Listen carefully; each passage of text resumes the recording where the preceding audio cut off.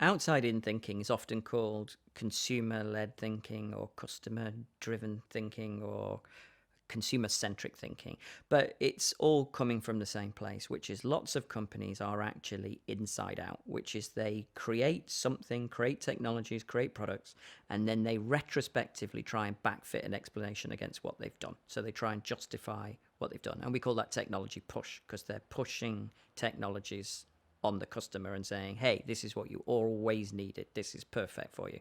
And the customer turns around and says, I don't understand what this is, why you made it, or why didn't you do it like this and this and this? If you'd have asked me, I'd have told you this is wrong. Now, outside in thinking works the other way around, which is you always start with the customer first and you ask them what they need, and then you build a solution that solves their problem. And this is so logical, it's really quite often quite difficult to explain to other people why this doesn't happen automatically. So if I go to a dinner party and people say, what do you actually train? 35,000 people, 15 years, flying around the world, what do you say? I simply say, you should ask people what they need before you make it.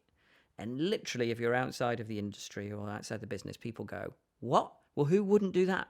Who wouldn't ask before they make something? Well, a lot of my clients have spent $100 million in 10 years before they've ever asked anyone whether what they've done has got any point or whether what they've done is the right thing. It's amazing how far progressed a project can get before somebody actually stops and asks whether somebody needs it.